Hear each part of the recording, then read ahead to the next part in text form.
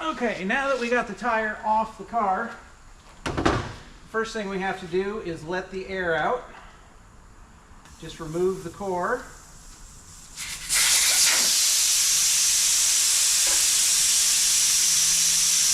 And then while that's going, this doesn't have tire pressure monitor sensors on it, but if it did, it's either right at the valve stem or 180 off.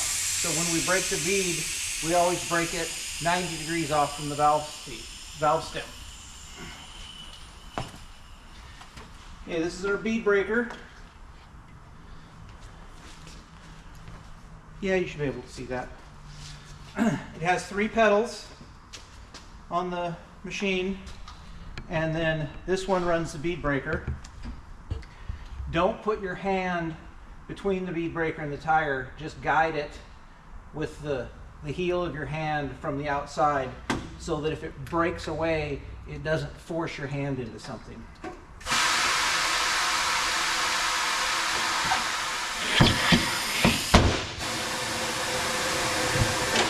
Break the outer bead.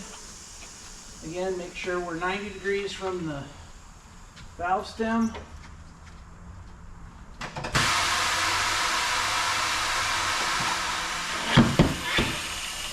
Break the inner bead. Now that one didn't break all the way. You can see it's broken here, but it didn't come loose all the way. So we'll roll it around to the other side.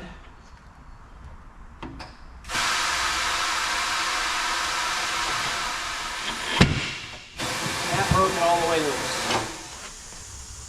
Tire goes on the tire machine.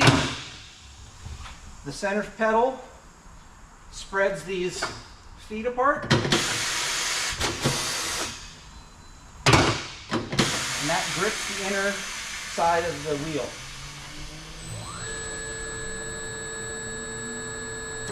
We want the valve stem back here. Again, because of the tire pressure monitor, from here you can see whether it has a tire pressure monitor, and this one doesn't.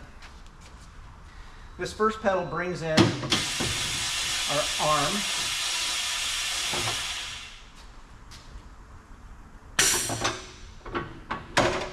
With this switch pulled towards you, it's free and it moves this way and up and down.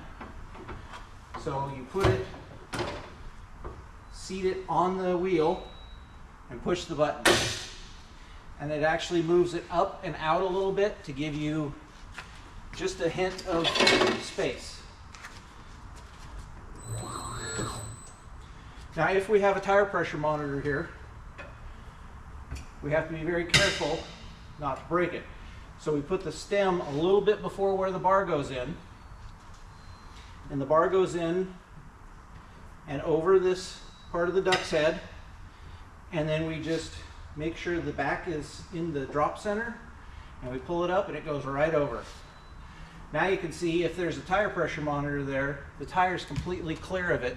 And so we won't knock it out. A lot of people have a tendency to want to go real slow with this. If you go really slow, it might stick. Keep your hand on the bar so that it doesn't flop up and hit you in the face. And just step on this pedal that turns the turntable. And don't go slow, just go. And just like that, the top bead of the tire is off. Now we'll bring that tire pressure monitor around again, and we'll do the same thing. You have to lift the back bead all the way up into the drop center. This should then drop right through the bead, and if you lift, it almost does the job for you. Put it here, step on the pedal again. The tire is off. Now, kind of stuck, can't get it out of here. Don't push this button. It's set up for these wheels. Leave it set for these wheels if you're doing more than one tire. Step on the first pedal. Move that bar out of our way. And the tire's off. Now, I'm replacing the stem on this. There's a couple ways to do that. You can either pull it. This is actually a stem installer, so it doesn't pull them very well because it's too short. But you can either break it off this way, or you can just use a knife here, cut the bottom off and lift it out. Would you bring the bucket over?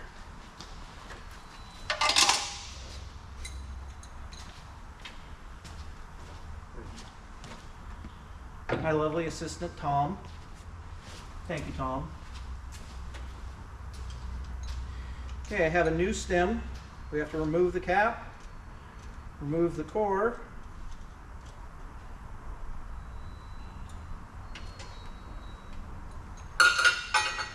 It needs some lubrication. Come to our lubrication bucket here. Just roll a little bit on there so that it slides in nice and easy. You put that in the hole. Screw the installer on. And Bob's your uncle. The stem is installed.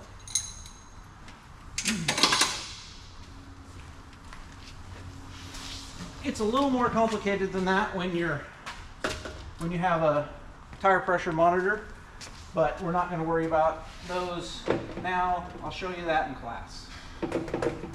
Okay, again, lubrication is key so that we don't tear the tire. Not that much lubrication. Okay, this tire has marks here and here and here. Most of the time they're red or yellow or white. This is a number, so I'm going to go with the red dot because the dot is generally more what that is supposed to be.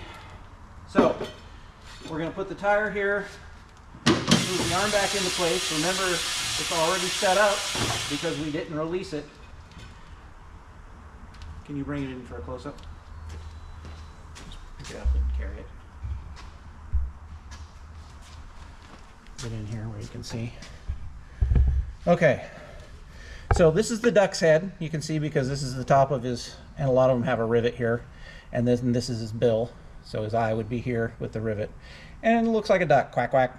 Okay, so we're gonna go in between the two pieces here and underneath the duck's head like this.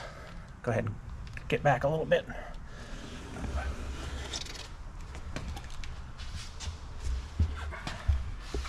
Then, being careful of a TPMS sensor, we're going to bring the tire around until it's almost there so that it doesn't push on the sensor until it drops on, and you'll see when it drops on, it just flops right around where that sensor would be.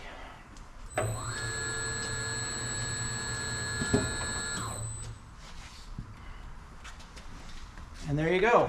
The bottom bead's on. We do the same thing with the top bead. We want to move that sensor back around here. This is where the dot comes in important. We're going to line up the tire in the middle here and under the duck's head. And we're going to roll it around until that dot is at the valve stem. Okay? Hold down here.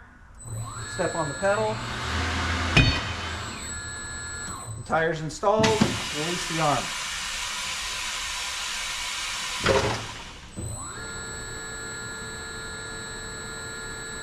Last thing to do is air the tire.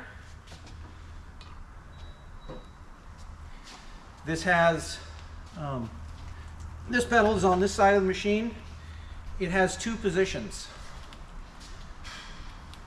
If you have any intention of using the second position, always wear ear protection. The first position just adds air. The second position is a bead blaster. It shoots massive amounts of air in the back side to make the tire expand this way.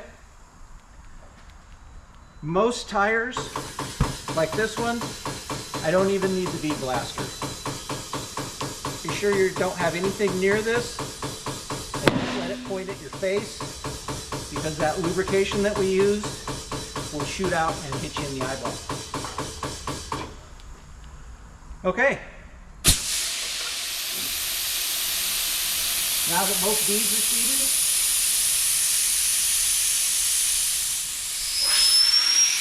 we'll put the tire core back in and the tire cap. Always, I didn't do that. Always tighten the tire core until it clicks. This one won't click, of course, because the valve stem is lubricated because I just put it in. There, I got it to click. So once that clicks, set your tire pressure, put the cap back on,